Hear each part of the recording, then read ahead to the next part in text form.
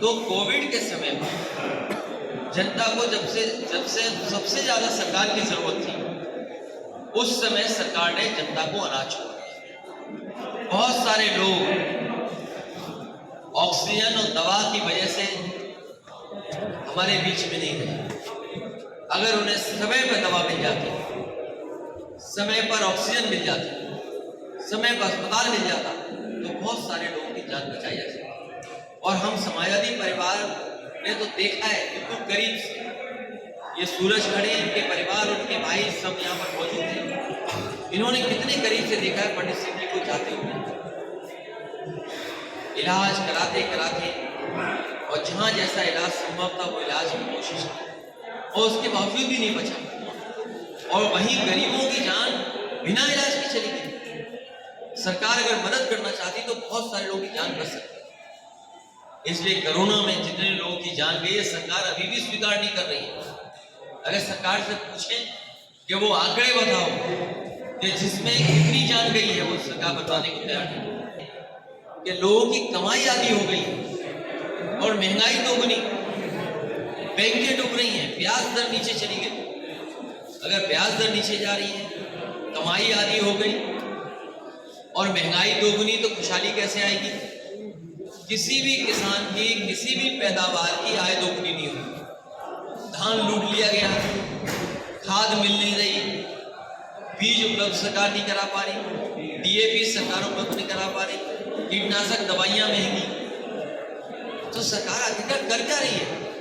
जो किसानों को बीज न दिला पा रही, खाद न दिला पा रही, और अगर बोरी खाद की ले भी ली तो 5 किलो की चोरी हो गई। ये पहली सरकार है। डीजल पेट्रोल कितना महंगा। यही सरकार कहती थी कि हवाई चप्पल में चलने वालों को हवाई जहाज में बैठाएंगे, लेकिन गरीब की जेब काट करके अमीर की तिजोरी भरी जा रही है। अमीर तो संपन्न हो रहे हैं, पैसे से पैसा बनाया जा रहा है, लेकिन गरीब वही गरीब होता चला जा रहा है। बड़े बड़े विज्ञापन देखे होंगे नौकरी पैक्ट में जिलों की खुशहाली ला दी है। मुझे नहीं पता गोंडा जिले में कितना पैसा आया होगा वन डिस्ट्रिक्ट वन प्रोडक्ट में।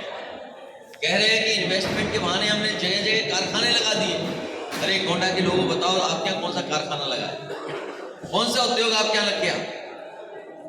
जो मेडिकल कॉलेज बन भी रहा था वो नहीं बना पा रहे हैं, अस्पताल में पूरी दवाई इलाज नहीं करवा रहे। हमने वादा किया है गोंडा के लोगों को कि जो भविष्य में मेडिकल कॉलेज बनेगा वो ऐसा मेडिकल कॉलेज समाजवादी सरकार बनाएगी जिससे आपको लखनऊ के बराबर इलाज यहाँ पर मिले। जो सड़कें बनाई, 4 लेन बननी चाहिए थी, ये सरकार बताएगी जिला हेडक्वार्टर को जोड़ने वाली कितनी 4 लेन सड़क बनाई। मुझे याद है लखनऊ से नानपारा वाली सड़क में 4 लेन बनाना चाहता था, उस समय की सरकार ने बनाने नहीं दिया, कहा कि 4 लेन नहीं बन सकती है, और उसी समय फैसला लिया कि 4 लेन बनेगी। और बहराइच से श्रावस्ती आप जानते हो कि 4 लेन सड़क बनाई। ये भी आपकी सरवल वाली रोड 4 लेन बनाई। अब 4 लेन रोड बन गई, जहाँ डिवाइडर में पेड़ लगने थे, पौधे लगने थे, फूल लगने थे, वहां बताइए सांड बैठी हुई। जो सरकार सांड ना हटा पाए, उस सरकार से क्या उम्मीद करोगे आप? इसलिए ये सरकार जाने वाली है। जब से समाजवादी पार्टी ने पहला संकल्प पत्र लिया है, जो पहला संकल्प लिया नए साल में कि गरीबों को और सभी लोगों को 300 यूनिट फ्री बिजली मिलेगी, उसी दिन सरकार घबरा गई। अब सुनने में आया कि उन्होंने भी बिजली की दरें कम करना शुरू किया है, किसानों के सिंचाई के लिए आधा कर दिया। समाजवादी लोग फ्री देना चाहते हैं, ये आधा देना चाहते हैं। अब जनता तय करेगी कि पूरा का पूरा बिजली का, सिंचाई का फ्री किसान चाहता है कि आधा रेट देना चाहता है। ओवैसी ने कहा है, जवाब नहीं देना चाहिए इस सवाल का, लेकिन आने वाले समय में गरीब किसान मजदूर ने फैसला लिया, मन बनाया है कि भारतीय जनता पार्टी की सरकार हटाएंगे। ये तमाम लोग जो सपने या इस तरह की बात कर रहे हैं, तो वो बताएं कि वो भारतीय जनता पार्टी के साथ है कि भारतीय जनता पार्टी को हटाना चाहते हैं।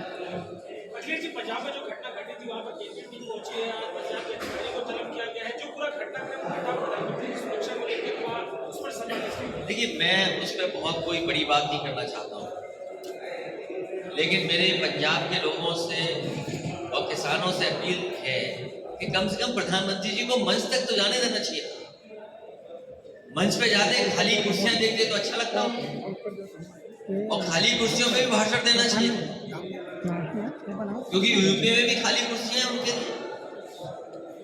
तो कम से कम किसान भाइयों से हमारी अपील है, अकेले मंच पे बोलने तो देते हैं।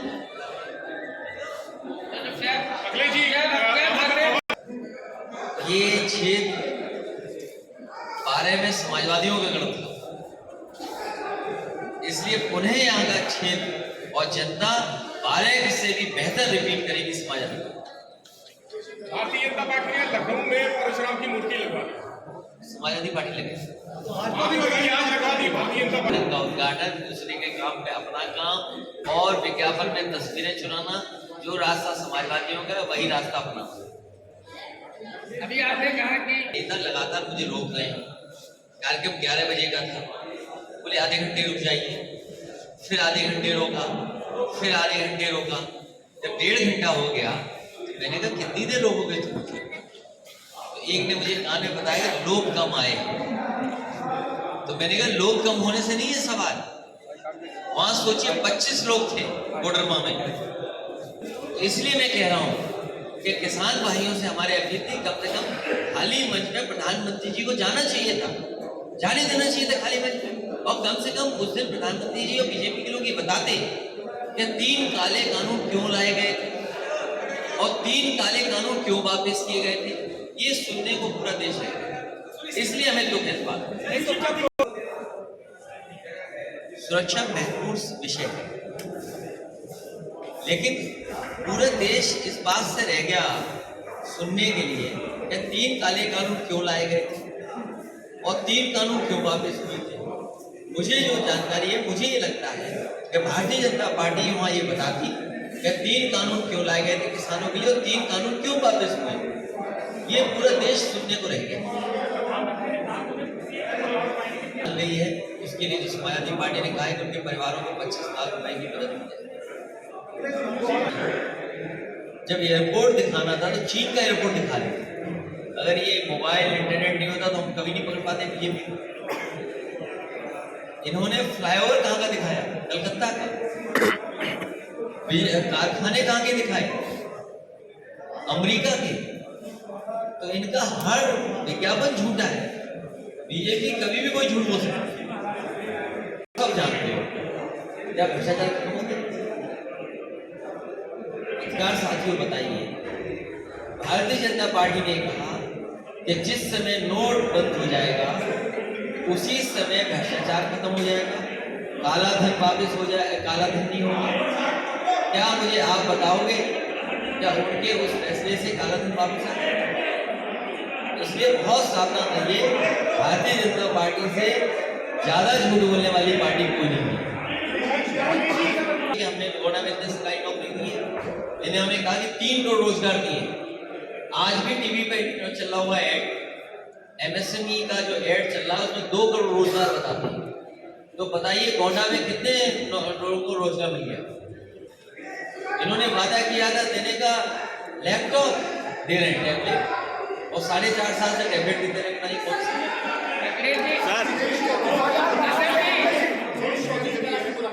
कभी कभी सपना देखते हैं, हो सकता है आज पत्रकार साथी कोई सपना देखा हो। क्या कोई मुझे पत्रकार साथी अपना सपना मुझसे शेयर करे? अरे भाई रुक जाओ, लेकिन नहीं बचा पाए। आज क्या जरूरत नहीं है कि अच्छा अस्पताल हो गोंडा में। इसीलिए मैंने कहा कि ये जो शुरुआत हुई है, अगर मेडिकल कॉलेज बनाना पड़ेगा, अस्पताल के में इंतजाम करना पड़ेगा, तो लखनऊ जैसा इलाज भी गोंडा में मिल जाए, ऐसा आने वाले समय समाजवादी लोग करके दिखाएंगे। समझाने में जितना हमें समझाना चाहिए, जैसे एम्बुलेंस में कितनी एम्बुलेंस बीजेपी ने बढ़ा दी गोंडा में, आपको सवाल पूछना चाहिए। कितनी 100 नंबर वाली जो गाड़ियां जिनको 112 कर दिया, कितनी पुलिस के लिए सुविधा दे दी, कितने लैपटॉप दे दिए। जिस समय लॉकडाउन में नेटवर्क, एम्बुलेंस, पुलिस और लैपटॉप काम कर रहा था, आपके मोबाइल काम कर रहा था, बताओ सरकार ने क्या बोला? समाजवादियों के दिए हुए लैपटॉप कहाँ आ रहे होंगे बच्चों के पुलिस के? मतलब ये माना जा रहा है कि आप कम दिए क्या? और आओ वाले ये माना जा भारतीय जनता पार्टी खर्च कर रही है, और इसकी जानकारी बेहतर करना पड़ेगा, और उसके लिए समाजवादी पार्टी काम करेगी और लोगों को न्याय मिलेगा। और जो दंगे की बात कह रहे हैं, एनसीआरबी का डेटा कह रहे हैं तो कम से कम पत्रकार साथियों, भारतीय जनता पार्टी का झूठ ये वाला आप अगर दंगों का कह रहे हैं, अगर मैं बात कहूंगा दंगे की, वो कहेंगे देखिए क्या बोल रहे हैं। आप एनसीआरबी का डेटा उठा करके देखिए कि 12 से 17 कितने दंगे हुए और 17 से लेकर के अभी तक कितने दंगे हुए, और महिलाओं के साथ कैसा उत्पीड़न हुआ है या और घटनाएं कितनी हुई। क्या भारतीय जनता पार्टी बता सकती है कि छोटी बेटियों के साथ, बहनों के साथ कितनी घटना घटी है यहाँ पर यूपी में? क्या उसकी संख्या बताएगी भारतीय जनता पार्टी? जो लोगों की जान गई है, मर्डर हुए हैं जहाँ पर, ठोको राज चला है जहाँ पर, कितने लोगों की जान गई, क्या भारतीय जनता पार्टी बताएगी? इन्हें जन विश्वास रैली नहीं निकालनी चाहिए कोरोना के लिए कि ये उनको दवाई इलाज और नहीं करा पाए। लेकिन हम आपको भरोसा दिलाते हैं भारतीय जनता पार्टी ने जानबूझ करके झूठा प्रचार किया है। ऐसे दंगाइयों के लिए सख्त से सख्त कार्रवाई पर पूरा खुला छूट है, कोई भी किसी को कहीं मार सकता है।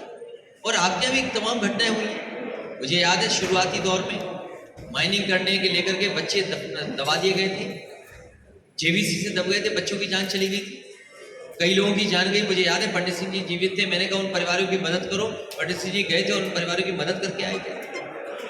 बहुत सारे मजदूरों की जान गई, कोई सरकार ने मदद नहीं की। मदद किसी ने की तो समाजवादियों ने की मदद। तो इस उत्तर प्रदेश में ठोको राज चल रहा है और इस बार जनता वोटों से भारतीय जनता पार्टी को ठोक करके भाग गई, मार दिया।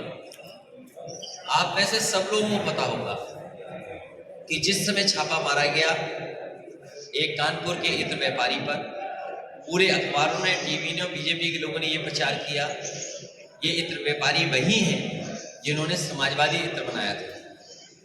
लेकिन जब सच्चाई सामने आई और रुपया ज्यादा दिखाई दिया तो किसी ने स्वीकार नहीं किया कि ये समाजवादी इत्र वाला है।